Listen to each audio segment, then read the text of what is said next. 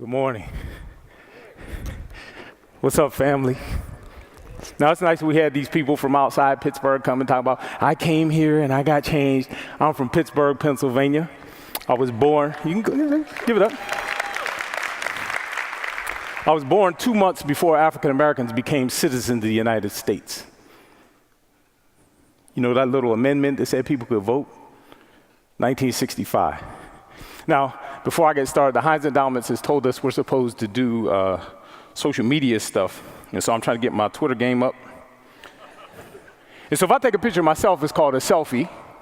And if I take a picture of you, what's that called? We're in Pittsburgh. A Yinzi, right, okay. All right, very good, we're ready. Now, so Pittsburgh, America's most livable or most leavable city. In 1985, I was a sophomore at the University of Chicago, and an announcement was made that rocked the nation. Anybody know February 27th, 1985? Anybody know that date? That was the date that Rand McNally Places Rated said that Pittsburgh, Pennsylvania was the #1 most livable place in America. And so since that time, example, the Economist, this is 2014, I believe, said that Pittsburgh is the most livable city on the mainland again. Condé Nast, the travel magazine, said that Pittsburgh was one of the top places to go in 2015.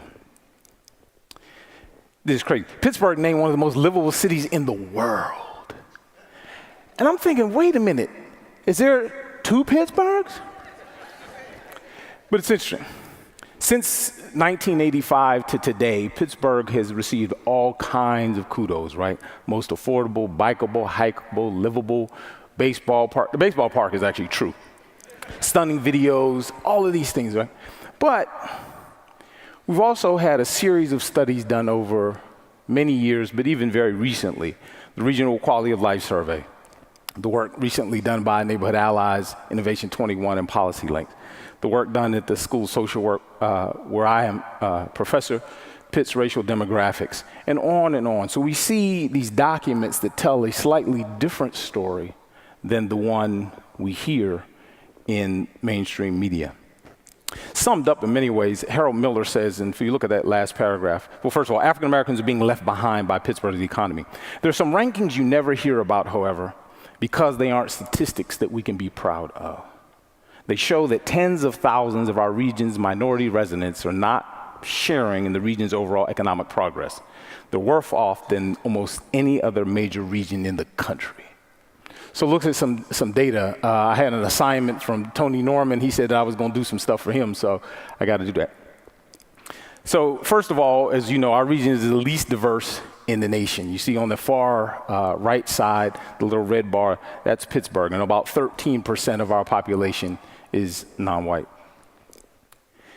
This is a map of our segregation. So you see the areas, particularly on so orient yourself there. The point is there to your right. My right, your left. And then you see that area on the east end is black. Little area down there in Clarendon is white, black, and the rest of the region is white. And the reason it's white is because it's white. Majestic just talked about our segregation, but also the intersection between our segregation and our poverty. So this graphic shows you that 60% of Pittsburgh's African-American population lives in neighborhoods that are over 20% poor. That's a metric that we use as sociologists. On the flip side, over 60% of our white population lives in neighborhoods that are non-poor. So we have residential segregation, we have poverty, and so the intersection of race and class are intricately woven. And in fact, I would argue that race causes poverty, right? We often talk about they're entangled or difficult to disentangle, but literally one causes the other. So we're drilling down. This is a neighborhood that I love, Homewood, Pennsylvania. The fascinating part about this, so we've talked about residential segregation, we've talked about poverty, and as we go closer, we'll see. In this graphic, the yellow areas are properties owned by people who do not live in the state of Pennsylvania. The teal is people who live in Pennsylvania but outside of Pittsburgh. The light blue are people who live in the city, but not in 15208. And finally, those darker areas are people who actually live in the neighborhood. What does it mean when a neighborhood is not owned by the people who live there? I was talking to a friend of mine, and he said, I'm on the computer right now, and I'm looking at a house for sale across the street from my house. The house is for sale for $2,500. The house is for sale on eBay, and the house is being sold by someone in London, England. What are the implications for that when you live in a neighborhood where people are selling your property in another country? Then we dig more deeply. Many of you will recognize this street. So I took this picture, and what do you see there, right? Blight in all of its glory. It's fascinating, however, I turned around, took a picture. On the other side of the street, you see this. From this to this, literally across the street. Anybody know the distinction? I'll tell you. This piece of property has been owned by people, California, New York, Europe, all over the globe, literally. This piece of property, owned by African-American developers. Both properties are Section 8. I'm sure they were finished on the same day of the year in 1910 when they were built. But the distinction is local ownership and people who care about the property and the people who live in those houses. Infant mortality, right? This is sort of the key metric of the well-being of a country. How do your babies, your youngest, do? Pittsburgh, if you look at Allegheny County, actually, at the bottom in the red, Allegheny County's infant mortality rate is about almost 14 infants die per 1,000 births. African Americans' rate is, in fact, almost 3 times the white rate of 4.75. And just for point of comparison, Jamaica's infant mortality rate is actually lower than Pittsburgh's African American infant mortality rate. Let's keep going. Poverty among our children. These are 5-year-olds. Pittsburgh's children, 62% of them live below the poverty line. Even more striking that less than 15% of Pittsburgh's white population, their 5-year-olds, live below poverty. So we literally have these two worlds. So when people really act like they don't understand what we talk about with regard to these racial disparities, I actually believe they don't. So when you look at the residential segregation, we're living in different worlds. You look at the differences in poverty, you look at infant mortality, and we have these differences, and people are many times oblivious to these realities. The Pittsburgh Promise. Anybody know the Promise? I want to show you some amazing data. So these are our schools, right? These are our 612s and our high schools. So you have Kappa, Alderdice, SciTech, so forth, down to Malliance. And this is the persona of the kids who are free or reduced lunch, or our poverty metric, right? So 38% of the kids who go to Kappa live below the poverty rate. In Malliance, it's 88%. Now, we have a little thing here in Pittsburgh that everybody supports called the Pittsburgh Promise, right? I'm a Head Start graduate, class of 67. Anybody in 67? Wow, everybody in here is rich. Anyway, Head Start is this program for poor kids. So I'm a Head Start graduate. So the idea that you would have a scholarship to be able to attend any school in the state of Pennsylvania, from CMU, Pitt, Haverford, Bryn Mawr, Penn, the Art Institute, the Trade Institute, game changer. Game changer. Would you agree? The problem is the kids who attend our schools who are poor are also the children who are least likely to be eligible to receive the Pittsburgh Promise. Now, I see those of you who have young children scribbling stuff down and all that. That's not cool, right? Kappa. Anybody know where Kappa started? Yeah, Homewood, right? Fascinating story about Kappa. So I was talking to this guy, and he tells me the secret, right? You know how when people are telling you a secret, they kind of look around? So he says to me, look, if your kid doesn't have any talent and you want them to go to Kappa, stage crew. Stage crew. I was like, what? He's like, stage crew. You got a kid with no talent, you want to go to Kappa? Stage crew. I just told everybody, so now you know. Stage crew, right? But what does this mean when our children who are least likely to succeed? Oh, wait, I got one more slide. The correlation is a point minus 0.87. You had enough statistics to know that that's high and it's bad. So if I know the school you attend, I can almost predict perfectly the likelihood that you'll receive $30,000 to attend any school in this state. This picture reminds me of an experience I had. I was at the YMCA in Homewood, and I was preparing for a meeting. And so the kids were running around. It was their summer program. Kids were running around, and I'm standing there, just kind of watching and laughing. And so the counselor says to the kids, "Hey, kids, get in line." And this little boy, about 4 or 5 years old, reminds me of my kid when he was that age. He says to her, "Are we going to jail?"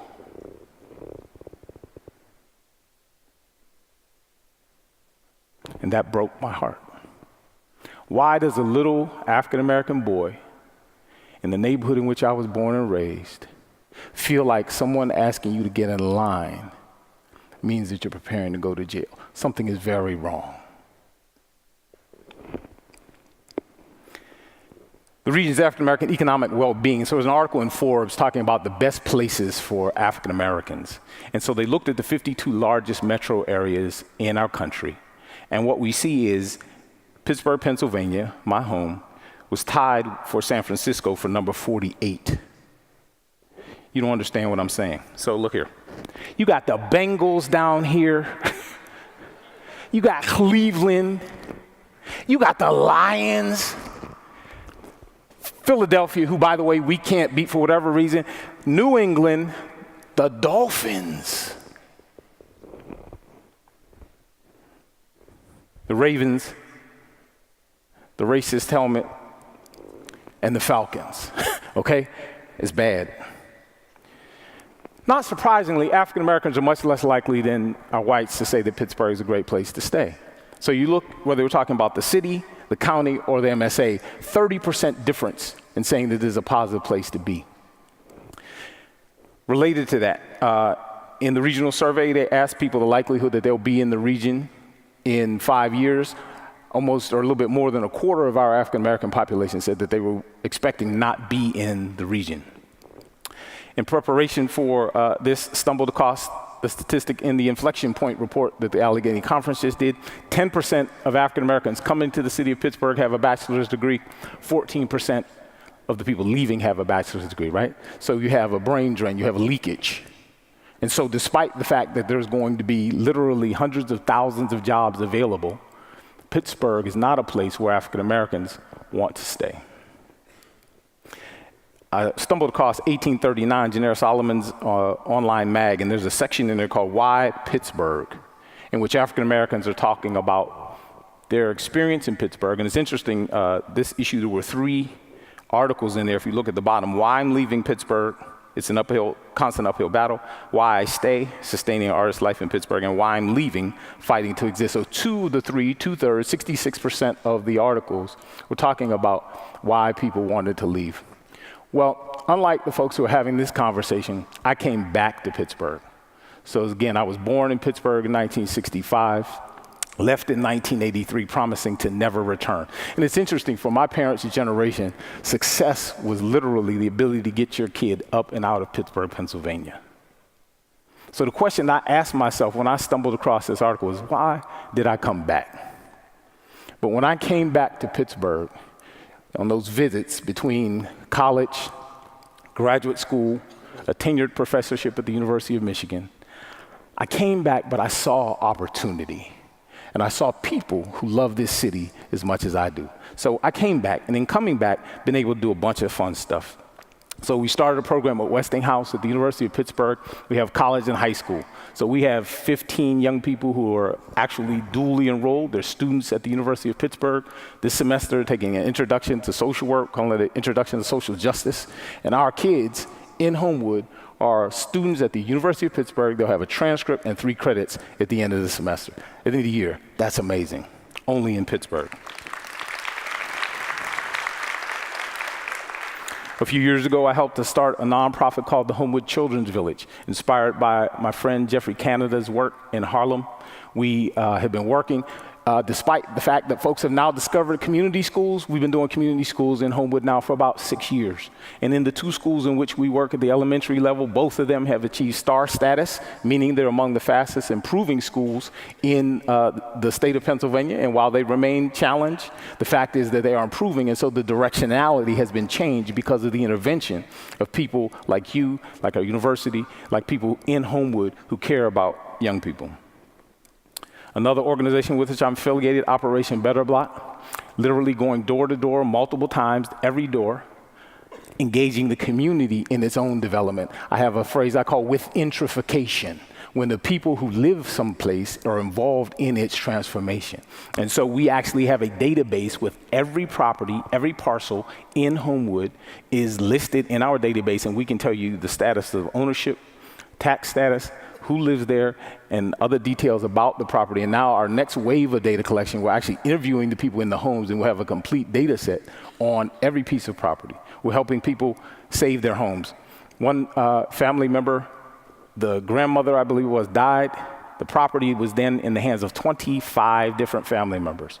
Operation Better Blight helped get those family members to sign the paperwork, and so that person actually owns that home. A woman had been victimized by a predatory lender, a balloon loan. She didn't understand what was going to happen.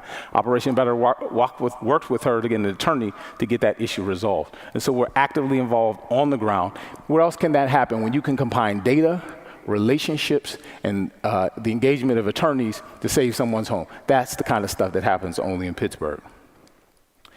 I don't know if you saw the PG for the last 2 days, front page above the fold has been talking about this work going on in India and in Homewood. My colleagues in the business school and in engineering, we have next to our building in Homewood, have this Offgrid Greenhouse. We're capturing over 1,700 gallons of water. We're teaching our kids, most importantly, the part I like, you see our babies in the greenhouse or the bio shelter, talking about wastewater management, talking about alternative energy. Where else, other than Pittsburgh, in a neighborhood that many people think of deprived, can you have children and they went on a field trip recently, and the guy was asking them about, did they know what a rain barrel was? And the response is, do you know what a bioshelter is? Where else can that happen other than in Pittsburgh? Crazy excited about this. I see my colleague, John Folan, in the front here. A coffee house idea that we've been tossing around since 2009. 2009. Is anybody saying 2009? 2009. 2009. Hopefully, as a matter of fact, I don't know if I can say this, but Lord willing, Lord willing, in November of this year, this coffee house is going to open. Will be Pittsburgh's first completely cashless coffee house, located in Homewood. You'll be able to flip open your laptop, Wi-Fi, coffee, and you can friend me too. Coffee, soup, salad, sandwiches, and it will undoubtedly be Pittsburgh's most diverse coffee house. Where else can you do that in Pittsburgh? Next steps, real quick. Decide to make Pittsburgh most livable for all. I argue this is the most important conversation right now that I've had up to this point. It becomes a decision. You see, when we can have cars driving around with nobody driving them, when we can take body parts out of people and put another body part in them, when we can take diseases and cure them, I'm convinced that we can transform neighborhoods. But it begins with the decision. Second, collaboration is critical. We have an amazing funding community, but we also have to have the other parts of our community decide that we're going to work together until we get this done. And the equity conversation that we were having is critically important. It's just like if you have children. You got 4 kids, like in my case, 4 kids. One of my children, her teeth were all over her mouth. We got her braces because she needed them. But I didn't feel like I owed my other children $6,000 because they didn't get braces, right? You meet the needs of folks as needed. Number 3, implement best practice recommendations from previous efforts. We are the studyingest, report makingest, plan buildingest people in the world. Can we implement something?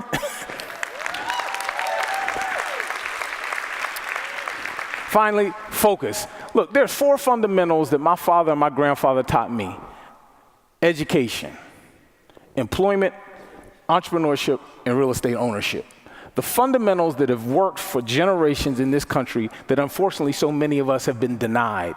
Those are the fundamentals. My grandfather told me that he worked in U.S. Steel, in fact, for 42 years. And his supervisor told him, he said, "Ralph, if you were white, I could make you a foreman. But since you're not," right, because an African American cannot be a boss for a white guy, "you continue to put coal in a hot furnace for 42 years. But the truth of the matter is Pittsburgh is a different place today, and it can be a better place. But if we focus on the fundamentals, we can get this done. So my vision is in 2026, 10 years from now, when we're having a P4 or P5, I guess it is, it'll say Pittsburgh region recognized again as most livable for all. I'm John Wallace. Hey, PGH attendees, let's make Pittsburgh most livable for all. Thank you.